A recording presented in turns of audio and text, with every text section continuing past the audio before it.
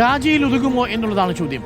സുജയ, ഇത് MLA സ്ഥാനത്തേക്കുള്ള രാജിയിലേക്ക് പോകാൻ സാധ്യതയുണ്ടോ? ഇത് യൂത്ത് കോൺഗ്രസ് അധ്യക്ഷ സ്ഥാനം രാജിവെച്ച് തൽക്കാലത്തേക്ക് ഇവിടെ ഒരു ഫുൾ സ്റ്റോപ്പ് ഇടാനായിരിക്കുമോ നീക്കം? കോൺഗ്രസിന്റെ തീരുമാനം യൂത്ത് കോൺഗ്രസ് അധ്യക്ഷ സ്ഥാനം രാജിവെപ്പിക്കൽ മാത്രമാണ് എന്നതാണ് ഇതുവരെയുള്ള പ്രതികരണങ്ങളിൽ നിന്ന്. അല്ലെങ്കിൽ അത്ഭുതങ്ങൾ എന്തെങ്കിലും സംഭവിക്കണം, 2026 അധികാരത്തിൽ വരാൻ ഞങ്ങൾ വിശുദ്ധരാണ് എന്ന് പ്രഖ്യാപിക്കുന്ന ഒരു വിശുദ്ധ പ്രഖ്യാപനമാണല്ലോ MLA സ്ഥാനം.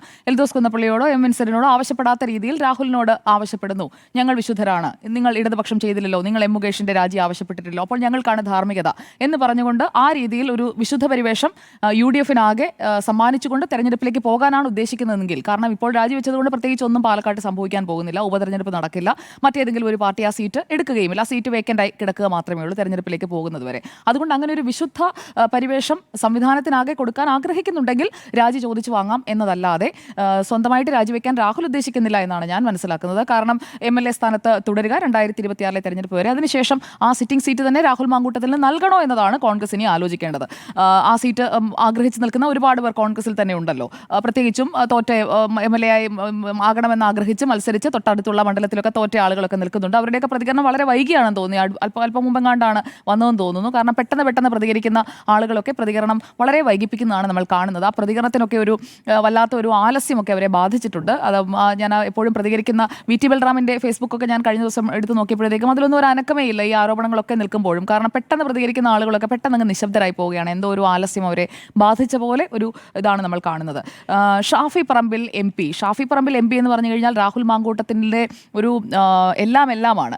രാഹുലിനെ ഇത്രയും വളർത്തിയെടുത്ത ആളാണ് ഷാഫി പറമ്പിൽ. ആ ഷാഫി പറമ്പിൽ എന്തുകൊണ്ട് മിണ്ടുന്നില്ല? ഷാഫി പറമ്പിൽ പറയുന്ന കാര്യങ്ങൾ പ്രത്യേകിച്ചും രാഹുലിനെ സംബന്ധിച്ചും ആകുമ്പോൾ ആളുകൾക്ക് കുറച്ചും കൂടെ വിശ്വാസം വരുമല്ലോ. കാരണം ഷാഫിക്ക പറഞ്ഞു കഴിഞ്ഞാൽ അതിനപ്പുറം ഒരു വാക്കില്ലല്ലോ രാഹുലിൻ്റെ കാര്യത്തിൽ. പ്രത്യേകിച്ചും രാഹുലിനെ യൂത്ത് കോൺഗ്രസ് പ്രസിഡന്റ് ആക്കുന്ന കാര്യത്തിൽ, അതുപോലെ പാലക്കാട് ഷാഫി ഒഴിഞ്ഞ സീറ്റ് അത് രാഹുലിന് തന്നെ കൊടുക്കണമെന്നുള്ള ഷാഫിയുടെ താല്പര്യം അവിടെ വിജയിച്ച ഒരു സാഹചര്യത്തിൽ അങ്ങനെ എല്ലാ സാഹചര്യങ്ങളും ഷാഫി പറമ്പിൽ രാഹുൽ മാങ്കൂട്ടത്തിനായി സൃഷ്ടിച്ചു കൊടുത്ത സാഹചര്യങ്ങളാണ് എന്നതുകൂടി നമ്മൾ കാണേണ്ടതുണ്ട്. അങ്ങനെയുള്ള ഷാഫിക്ക എന്തുകൊണ്ട് മിണ്ടുന്നില്ല എന്നൊരു ചോദ്യം എനിക്ക് തോന്നുന്നുണ്ട്. കാരണം ഷാഫി പറമ്പിൽ ഇതുവരെ പ്രതികരിച്ചിട്ടില്ല. ഡൽഹിയിലുള്ളപ്പോൾ അവിടെയും മാധ്യമങ്ങളൊക്കെ ഉണ്ടല്ലോ, കേരളത്തിൽ തന്നെ പ്രതികരിക്കണമെന്നില്ല, ഡൽഹിയിൽ പ്രതികരിക്കാം, പക്ഷേ ഒരു പ്രതികരണവും നമ്മൾ കാണുന്നില്ല. ബാക്കി സണ്ണി ജോസഫ് ആദ്യം വെയിറ്റ് ആൻഡ് സീ എന്ന് പറയുന്നു, അതിനുശേഷം അദ്ദേഹത്തിൻ്റെ പ്രതികരണം വരുന്നു, VD സതീശൻ്റെ പ്രതികരണം വരുന്നു, K മുരളീധരൻ്റെ പ്രതികരണം വരുന്നു.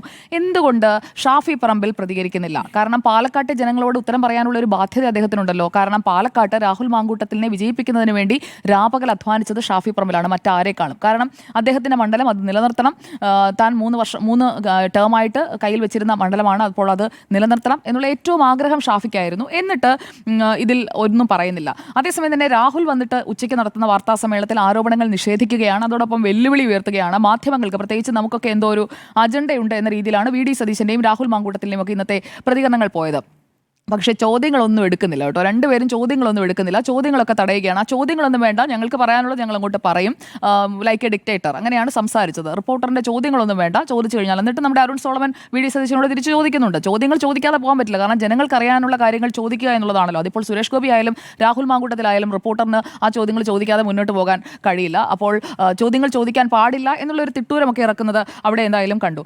രാഹുൽ മാങ്കൂട്ടത്തിൽ എന്നുള്ള പേര് കേൾക്കുമ്പോൾ എനിക്ക് തോന്നുന്നു കേരളത്തിലെ ഇപ്പോൾ ഒരുപാട് മനുഷ്യർക്ക് അയാളെ ഇഷ്ടമായിരുന്നു എന്നുള്ളതാണ്. ഞാൻ പാസ്റ്റ് ടെൻസ് ആണ് അവിടെ കോട്ട് ചെയ്യാനായിട്ട് ആഗ്രഹിക്കുന്നത്. കാരണം യുവ നേതാവ് എന്ന നിലയിൽ വളരെ പെട്ടെന്നാണ് അയാൾ വളർന്ന് കയറി വന്നത്. ചാനൽ ചർച്ചകളിലൂടെ ആയാലും അതുപോലെ പ്രതികരണങ്ങളിലൂടെ ആയാലും പലപ്പോഴും അയാൾ ഒരു നല്ലൊരു ചിരിയോട് കൂടിയൊക്കെ ആളുകളോട് ഇടപെടുന്നു. അപ്പോൾ വളരെ പ്ലസൻ്റ് ആയിട്ടുള്ള, സൗമ്യനായിട്ടുള്ള, എന്നാൽ കൃത്യമായി നിലപാടുകളൊക്കെ പറയുന്ന വളർന്നു വരുന്ന ഒരു നല്ല നേതാവ് എന്നൊരു പ്രതിച്ഛായയൊക്കെ രാഹുൽ മാങ്കൂട്ടത്തിൽ ഉണ്ടായിരുന്നു. എന്നാൽ അയാൾ തന്നെ അത് കൊണ്ടുപോയി കളയുന്ന ഒരു രീതിയിലേക്ക് പിന്നീട് എത്തുന്നതാണ് നമ്മൾ കണ്ടത്. കാരണം പാർട്ടിക്ക് ഒരു മുതൽക്കൂട്ടായി വളരാൻ കഴിയുന്ന കപ്പാസിറ്റിയുള്ള ഒരു ലീഡർഷിപ്പ് സ്കില്ലൊക്കെ ഉള്ള ഒരാൾ പിന്നീട് അത് കൊണ്ടുപോയി കളയുകയാണ്. എന്നിട്ട് ആ തകർച്ച എന്ന് പറയുന്നത് MLA ആയതിനു ശേഷം നിലമ്പൂർ ഉപതെരഞ്ഞെടുപ്പിൻ്റെ സമയത്തൊക്കെ അയാളുടെ ഒരു സംസാര ശൈലിയിലെ ഒരു ധാർഷ്ട്യമൊക്കെ എങ്ങനെയാണെന്നുള്ളത് ജനം പിന്നീട് കാണുകയാണ്. അപ്പോൾ നമ്മൾ കണ്ട ഇയാൾ ഇങ്ങനെയല്ലല്ലോ എന്ന ഒരു തോന്നൽ ആളുകളിലേക്ക് വരുന്നത് അവിടെ മുതലാണ്. ഇപ്പോൾ അറിയുന്ന കാര്യങ്ങൾ എന്തൊക്കെയാണ്?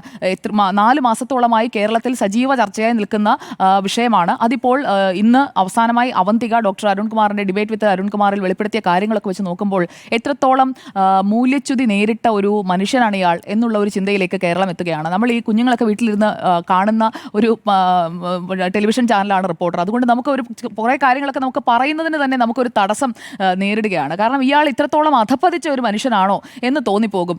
ഹൂ കെയർസ് എന്നൊക്കെ ചോദിക്കുന്നത് ഏത് വിഷയത്തിലാണ്? അയാളുടെ കുഞ്ഞാണ് എന്ന് അയാൾക്ക് പൂർണ്ണ ബോധ്യമുള്ള ഒരു സ്ത്രീയുടെ കാര്യത്തിലാണ്. അത് അയാൾ അല്ലെങ്കിൽ അത്രയും കെയർ എടുത്ത് ഈ അബോർഷൻ ചെയ്യാനായിട്ടൊന്നും ഇങ്ങനെ സംസാരിക്കേണ്ട ആവശ്യമില്ലല്ലോ. അയാൾക്ക് ഒരു പങ്കുമില്ലാത്ത ഒരു കാര്യത്തിലാണ് എന്നുണ്ടെങ്കിൽ അപ്പോൾ ആ സ്ത്രീയോട് സംസാരിക്കുന്നത് എത്രത്തോളം മ്ലേച്ഛമായ രീതിയിലാണ്. ആ വാക്ക് ഉപയോഗിക്കാനാണ് എനിക്ക് ഈ ഒരു ഘട്ടത്തിൽ തോന്നുന്നത്. അത്രത്തോളം ഒരു വാല്യൂ ഇല്ലാത്ത ഒരു തരത്തിലുമുള്ള ഒരു മൂല്യങ്ങളും ഇല്ലാത്ത ഒരു മനുഷ്യനായിട്ടാണ് രാഹുൽ മാങ്കൂട്ടത്തിലിനെ എനിക്ക് ആ സംഭാഷണം, ആ ചാറ്റ് കണ്ടപ്പോൾ, ആ പെൺകുട്ടിയുമായിട്ടുള്ള ഓഡിയോ കണ്ടപ്പോഴൊക്കെ എനിക്ക് തോന്നിയത്. അങ്ങനെയുള്ള ഏകയാൾ രാഹുൽ മാങ്കൂട്ടത്തിലാണ് എന്നൊന്നും ഞാൻ കരുതുന്നില്ല. കാരണം രാഹുൽ മാങ്കൂട്ടത്തിലിനെ മാത്രം കുറ്റം പറഞ്ഞുകൊണ്ട് ബാക്കി എല്ലാവരും മാന്യന്മാരാണ്, അങ്ങനെയൊന്നും കരുതാനും കഴിയുന്ന സാഹചര്യമല്ല. ഇതിനു മുൻപായാലും പല കേസുകൾ നമ്മൾ കണ്ടിട്ടുണ്ട്, പലരുടെയും സ്വഭാവ വൈകൃതങ്ങൾ പുറത്തു വന്നിട്ടുണ്ട്. പക്ഷേ ഇവിടെ ഈ പർട്ടിക്കുലർ കേസിൽ ഇതിൽ രാഹുൽ മാങ്കൂട്ടത്തിൽ ചെയ്ത കാര്യങ്ങൾ തെറ്റാണ് എന്നത് ആർക്കും കണ്ടാൽ മനസ്സിലാക്കാൻ കഴിയുന്ന കാര്യമാണ്. ഇവിടെ സ്നേഹത്തിൻ്റെ കടയെക്കുറിച്ച് നമുക്ക് സംസാരിക്കാമെന്ന് എനിക്ക് തോന്നുന്നു. രാഹുൽ മാങ്കൂട്ടത്തിൽ ഒരു വലിയ സ്നേഹത്തിൻ്റെ കട നടത്തുകയാണ്.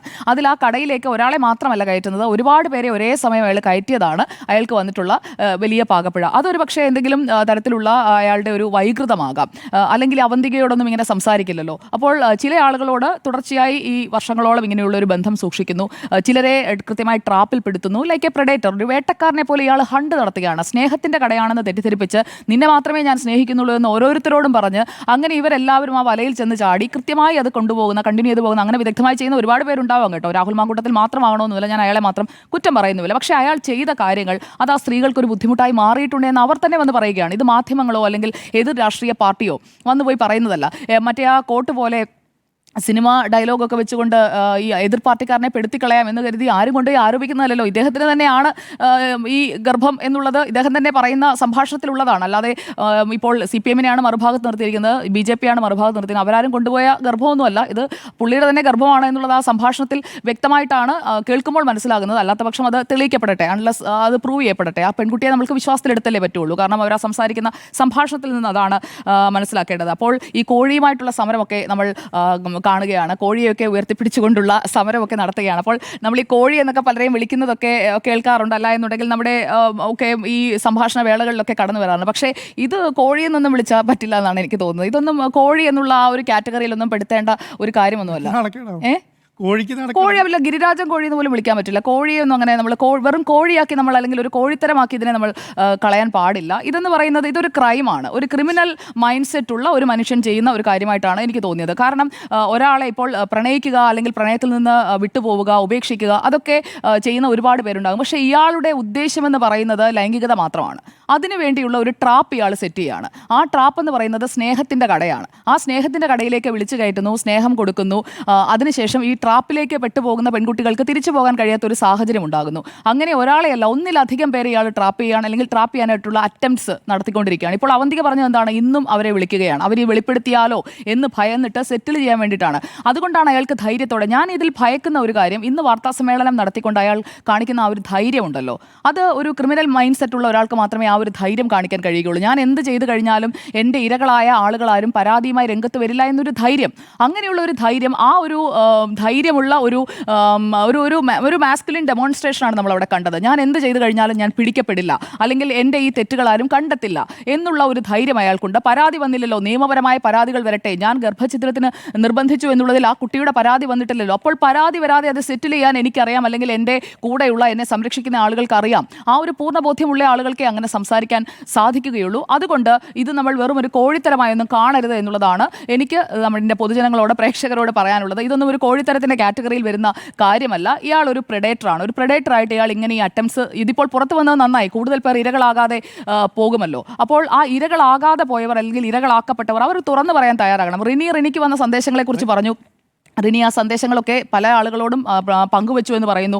പക്ഷേ അവർ ആ പേരെടുത്ത് പറയാനോ ഒരു നെയിമിങ്ങിലേക്ക് ഒന്നും അവർ പോയില്ല. അപ്പോൾ അവരെ തന്നെ ആക്ഷേപിക്കുന്നതാണ് നമ്മൾ കാണുന്നത്. അതാണ് ഈ സൊസൈറ്റിയിലെ പ്രശ്നം. കാരണം ഒരാൾ ധൈര്യത്തോടെ വന്ന് പരാതി കൊടുക്കാൻ തയ്യാറായാൽ, പുറത്ത് പറയാൻ തയ്യാറായാൽ അവരെ വേട്ടയാടും. പിന്നീട് ഈ പ്രെഡേറ്റർക്കൊപ്പം നിൽക്കുന്ന ഒരു കൃത്യമായ സംഘടിതമായ ഒരു ശക്തി ഉണ്ടെന്നേ, ആ പ്രെഡേറ്റർക്കൊപ്പം നിൽക്കുന്ന ആ സംഘടിതമായ ശക്തി അതിന് ബലം കൊടുക്കാതെ ഇപ്പുറത്ത് നിൽക്കുന്ന ദുർബലമായ ആ ഒരു സ്ത്രീക്ക്, അല്ലെങ്കിൽ ഒന്നിലധികം സ്ത്രീകൾക്ക്, അവർക്ക് സംരക്ഷണം കൊടുക്കേണ്ടത് ആരാണ്? സ്റ്റേറ്റ് ആണ്. നമ്മുടെ മുഖ്യമന്ത്രി എന്തുകൊണ്ടാണ് ഇതുവരെ ഇതിലൊന്നും മറുപടി പറയാത്തത്? മുഖ്യമന്ത്രി ഈ വിഷയം അറിഞ്ഞില്ലേ? ഇത്രയും ചർച്ചയായിക്കൊണ്ടിരിക്കുന്ന നിയമസഭയിൽ ഒരു സാമാജികനായി ഇരിക്കുന്ന ഒരു വ്യക്തിയെക്കുറിച്ച് വരുന്ന കാര്യങ്ങളാണ്. അപ്പോൾ എതിർപക്ഷത്തുള്ള ആളാണ്, അല്ലെങ്കിൽ രണ്ടു പക്ഷത്തും ഇതേപോലെയുള്ള കേസുകളിൽപ്പെട്ട ആളുകളുണ്ട് എന്ന് പറയുന്നത് ഒരു പൊതുമാനദണ്ഡമാകുന്നത് കേരളത്തിന് നല്ലതല്ല ഉണ്ടാക്കുക എന്നതാണ് ഈ വിഷയത്തിലെ എൻ്റെ അഭിപ്രായം.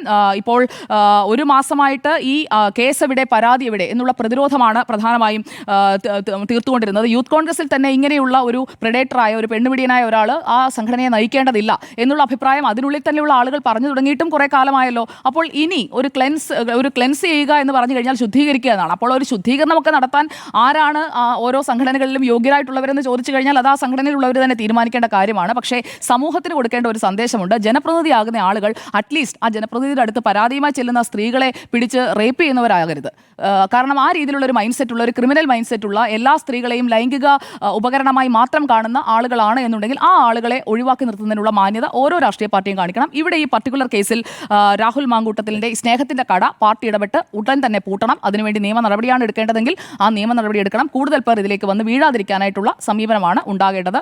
അതുകൊണ്ട് ഈ വിഷയത്തിൽ എൻ്റെ അഭിപ്രായം അതാണ്.